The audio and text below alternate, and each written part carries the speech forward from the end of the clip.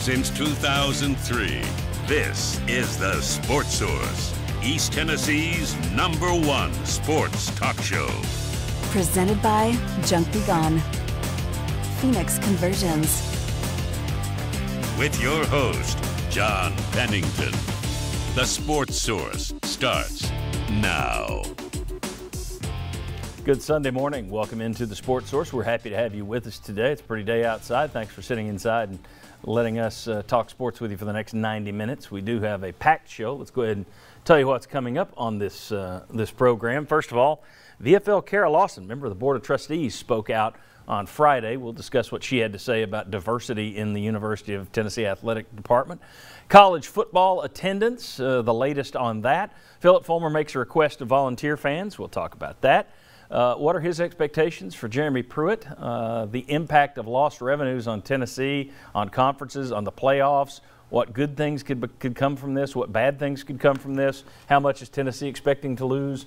Are they planning correctly? We'll discuss all of that. And I've had so many emails and calls and texts this week asking about Bob Hodge, who, of course, last week joined us to reveal that he was battling COVID. Well, after the show, within hours, he was in the hospital, and he was there for 3 or 4 days, and he's out now, thankfully. So those of you who have been wondering about Bob, he is at home and feeling better, but we will talk to him about his battle with COVID, and it's pretty interesting what his view of this disease is now. We'll discuss that with him. So we got plenty of stuff coming up on the show. This first segment brought to you by our friends at Phoenix Conversions, the home to the biggest selection of truck, van, and SUV accessories in East Tennessee. They can convert vehicles for your business and work needs, or if you need to make a vehicle handicapped accessible, they can do that too. Make your first call to Phoenix Conversions, phoenixconversions.com. You can also find them on Facebook. All right, let's welcome in the first two members of today's panel, and we still have Josh Ward waiting in the wings over there. David Oven from The Athletic, which is a good buy for anybody out there. I always give you guys a good plug because it's a good product. David Oven, thanks for being here. And down there, Chuck Cavaleras. I don't know what you're selling right now, but Chuck, of course, has been on the show for a long time. Long time TV, radio, newspaper, internet. You've done it all. Yes, sir. Chuck Cavaleras, thanks for being here. Last week, took a little bit of heat. People said, well, you're doing too much politics on this show. Well, we just covered the same stories that everybody else covered. There's, every other show talked about what was news last week. There is one such topic today in the news, and we're going to talk about it first, and then we'll be on to the sports stuff. Although this is sports stuff. We wouldn't be covering it if it weren't, and it's big sports stuff. VFL Kara Lawson, very popular former Lady Vol, of course, who's been on ESPN. Everybody knows her. She's actually on the Board of Trustees now at Tennessee. She was speaking to the board meeting. Let's go ahead and tell you what she said. Let's go ahead and put that up there. Yeah, she was speaking at a board meeting on Friday. She's also a member of the Special Council or Special Committee on Athletics. But she said Tennessee is behind the times in terms of diversity when it comes to the athletic director. Quote, I would encourage all members of the board, the chancellors, the president, to look at the diversity or lack thereof of the senior staffs of our athletic department. It's not just striking. There isn't any. And that continues, when I look at my alma mater, Knoxville, there is not a single African-American coach at that institution. That is not the same for the majority of the SEC. Okay, let's just start it right there.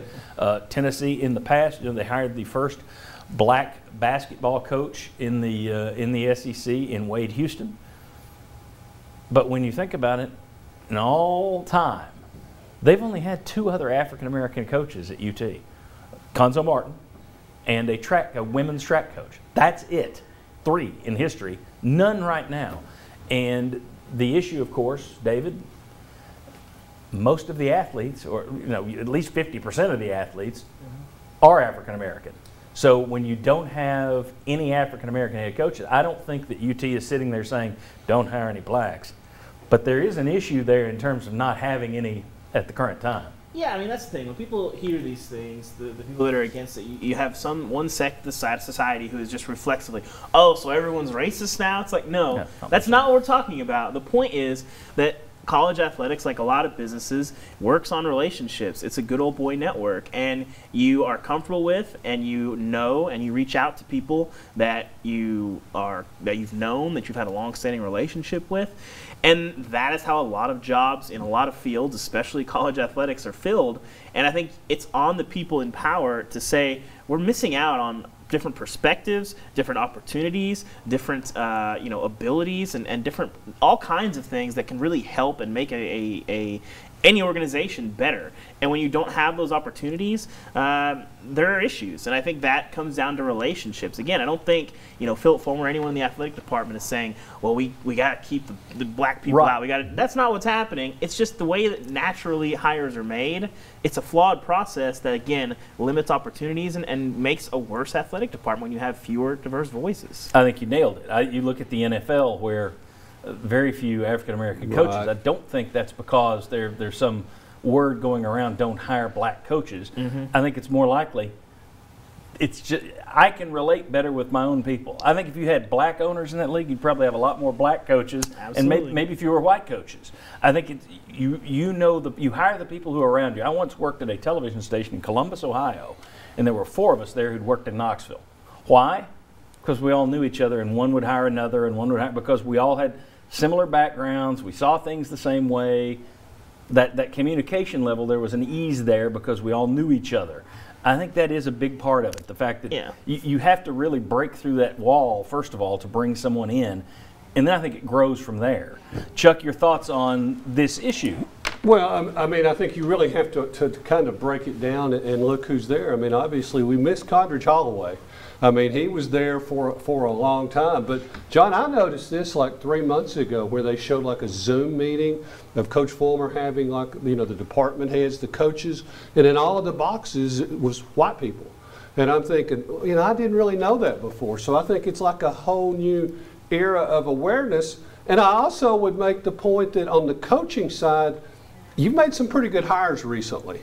I mean, Rick Barnes, was that a good hire? Yes. Tony Vitello in baseball, was that a good hire? You haven't had to hire softball coaches for 20 years. So some of the coaching part, you can do better moving forward. And certainly on the athletic department staff, you can do better now.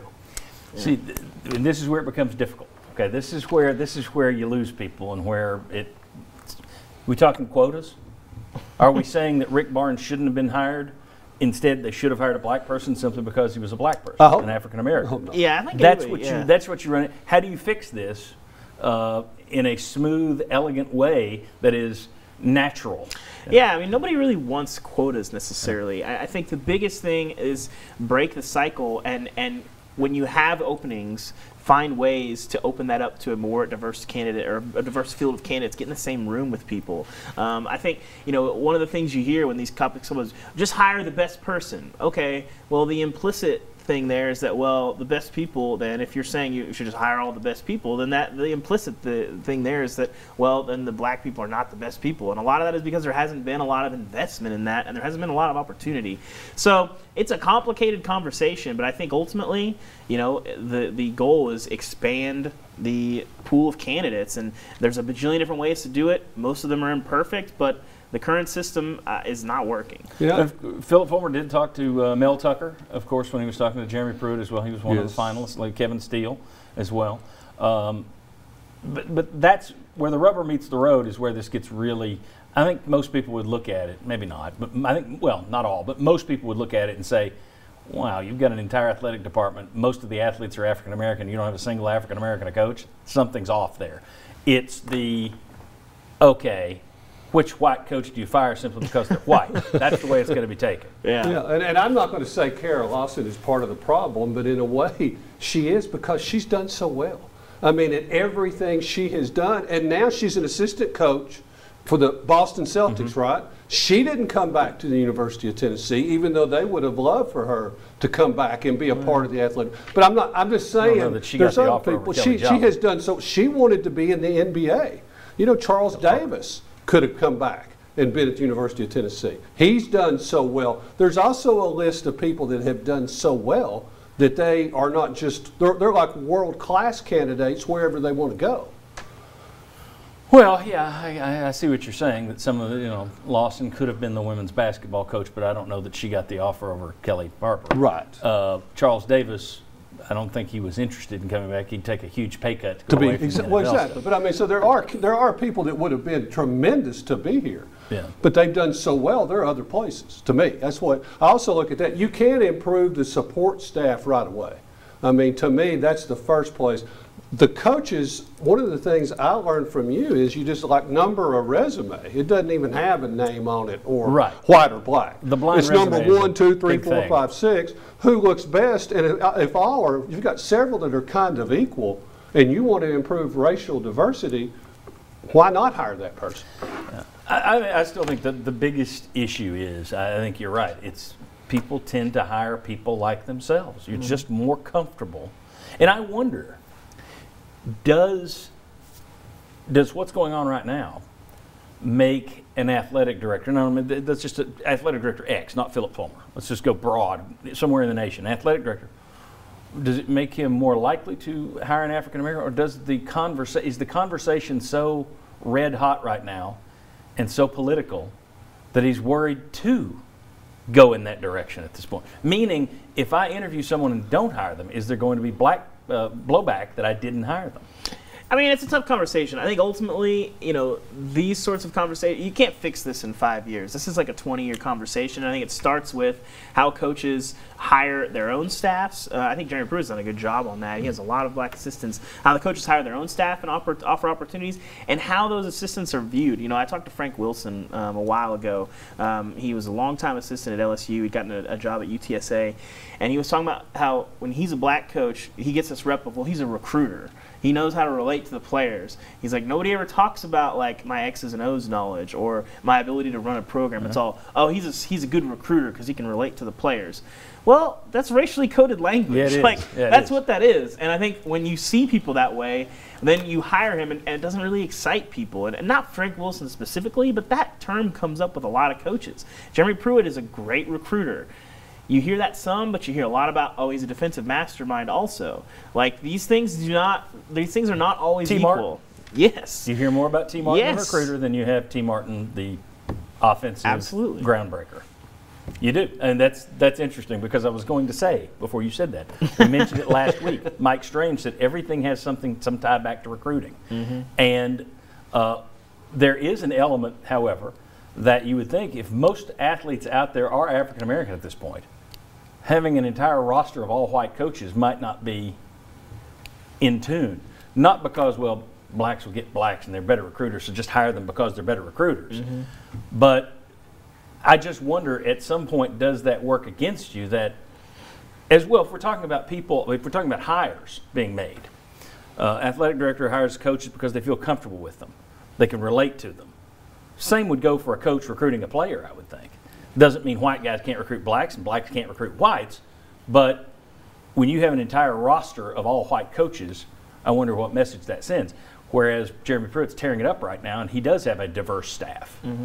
I mean, these are uncomfortable conversations. It's awkward, but I think it's important to have. Again, just look at the macro. Look at the leadership in college athletes. Beyond Tennessee, beyond the entirety of college sports and college football, do those numbers add up to you? Does that look right? If it does, well, you might be part of the problem. Well, I mean, you finally have, the Big Ten has an African-American conference commissioner. For years, the Big Five conferences did not have an African-American conference commissioner. These conversations are a good thing. They're a good starting point. They need to be had, I think. Yeah, and everyone has to be included in a legitimate interview process. To me, that's, at the very least, you can do that. And then if you strive to hire the best candidate, and like I said, some things being equal, you've got the chance to make an improvement, make it. One other thing you see a lot is, okay, there's 4 finalists and 1 is African American. You see that in the NFL all the time. They put in the Rooney Rule. Right. And now any black coach that's in the mix gets tagged as, well, he's a Rooney candidate. Yeah. They're not really looking at him. So it's a matter of, it's that blind resume thing, throwing down 6 resumes and taking it from there, and let that be diverse. Not 5 white, 1 black. Let's mix it up a little. Anyway, interesting times, and I have a feeling that Philip Fulmer is going to be dealing with this for a while. All right, very good. When we come back, let's talk football in terms of attendance. What does Mark Emmert, the president of the NCAA, have to say? What can you expect at Neyland Stadium? We'll discuss all that. Come on back on the Sports Source.